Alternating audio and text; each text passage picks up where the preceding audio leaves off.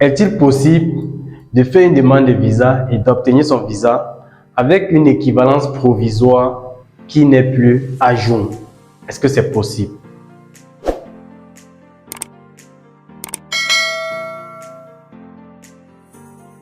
Alors, salut à toi, bienvenue dans cette vidéo, bienvenue sur Réussi en Belgique. J'espère que tu vas bien, j'espère que tu te portes bien.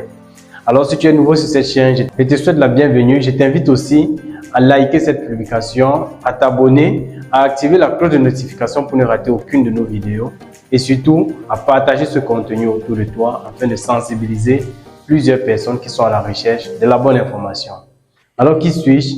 Je suis Lionel Tchenyebe, l'un des promoteurs de l'Académie Réussi en Belgique, dont l'objectif aujourd'hui est d'accompagner les étudiants africains, peu importe leur zone géographique, à pouvoir constituer eux-mêmes leur dossier, partant de l'équivalent jusqu'à l'obtention de leur visa d'études et de pouvoir obtenir leur visa d'études à moins de coûts. Peu importe où vous vous trouvez, vous avez la possibilité aujourd'hui de constituer votre dossier par vous-même. Vous n'êtes plus obligé d'avoir quelqu'un sur le territoire pour pouvoir constituer votre dossier. Non, vous avez la possibilité de monter votre dossier, de suivre l'évolution de votre dossier à travers un smartphone et une simple connexion Internet. Vous avez la possibilité d'obtenir votre visa à moins de coûts.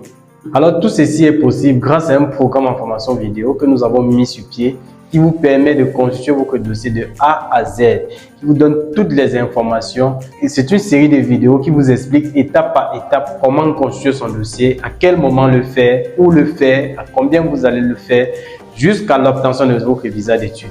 Ce programme en formation vidéo vous coûtera seulement 150 €. Avec 150 € aujourd'hui, vous avez l'opportunité d'acheter votre visa d'études. Avant d'entrer dans le vif du sujet, si vous me voyez en t-shirt ou intitulé Réussi en France, c'est pour vous faire comprendre que nous avons mis notre 3e académie de voyage sur pied qui est Réussi en France pour les étudiants africains qui aident toujours les étudiants africains à pouvoir obtenir leur visa d'études à moins de coûts à travers toujours un programme en formation vidéo. Et donc, si vous êtes intéressé, vous avez un proche qui est intéressé, vous pouvez aller nous suivre aussi sur la chaîne Réussi en France où nous partageons régulièrement des vidéos pour sensibiliser et pour vous éviter de nombreux pièges dans la procédure de la France. Et surtout pour les nouveaux bacheliers, pour tous ceux qui viennent d'avoir le bac, je vous félicite déjà. Et je tiens à vous rappeler que le plus important était d'avoir le baccalauréat, mais le plus dur, c'est qu'est-ce que vous devez faire, qu'est-ce qu'on va faire après le bac. Avec ce baccalauréat-là, l'après-bac, qu'est-ce qu'il faut faire, qu'est-ce qu'on doit faire, qu'est-ce qu'on va devenir. Et si vous avez un rêve d'aller continuer les études en Europe, alors l'Académie Réussi en Belgique, l'Académie Réussi en France, l'Académie Réussi en Russie vous ouvre les portes et vous permet de construire votre dossier facilement, rapidement et d'obtenir votre visa d'études sans problème et en dépensant moins d'argent. Revenons au vif du sujet.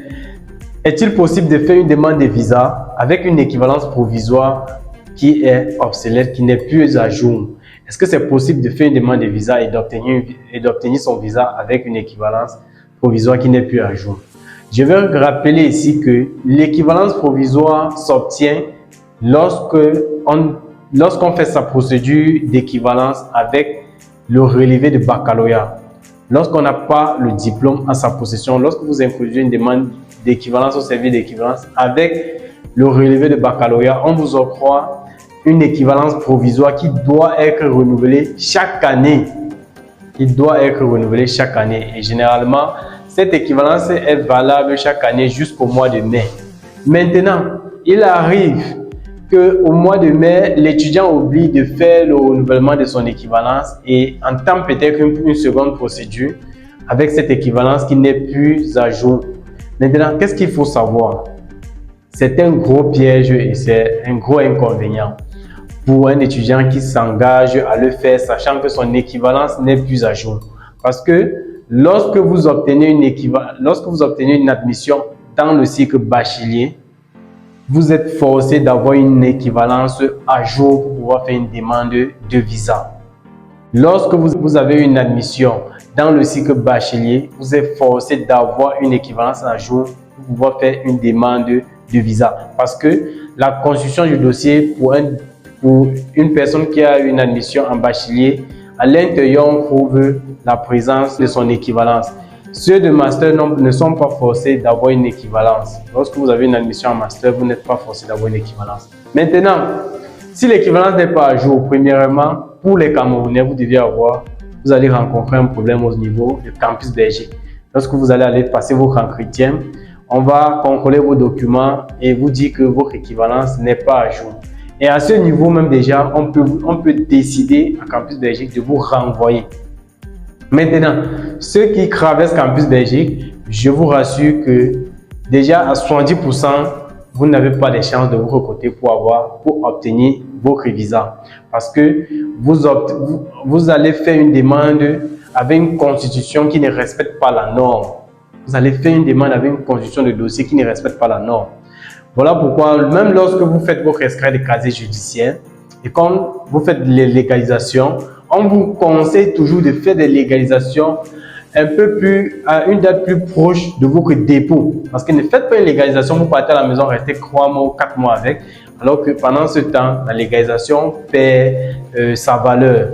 Donc c'est pour ça que pour construire un bon dossier, il faut tenir compte des dates de légalisation, à quelle date cette légalisation n'aura plus sa valeur, à quelle date mon équivalence provisoire n'aura plus sa valeur.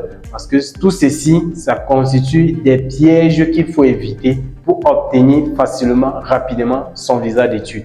Et si vous êtes dans cette situation, pour moi, ça ne sert à rien de dépenser assez d'argent, sachant dans son fond intérieur qu'à 80%, nous n'avons pas les chances de l'autre côté pour obtenir le visa. Et à 20%. Pour ceux qui veulent risquer, ils sont libres de risquer. Mais pour moi, je conseille à ceux qui vont me contacter dans ce type de problème de patienter l'année prochaine pour pouvoir renouveler leur équivalence et continuer leur procédure. Alors, c'était le message à passer dans cette vidéo. Si votre équivalence provisoire n'est pas à jour et que vous avez oublié de constituer et que vous avez oublié de renouveler, on vous conseille de ne pas introduire une demande de visa avec cela, car 80%, vous allez obtenir un refus de visa. Donc, vous êtes libre d'appliquer ce conseil, comme vous êtes libre de faire comme ça vous semble, comme bon vous semble. Alors, si tu as aimé cette vidéo, je t'invite à liker, à partager, à nous laisser en commentaire ton avis.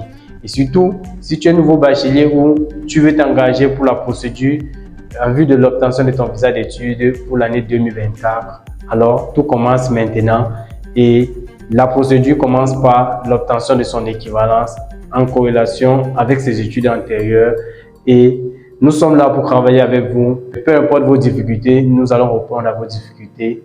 Et ce programme en formation vidéo est là pour vous faciliter l'accès à la Belgique. Merci, à très bientôt pour une prochaine vidéo.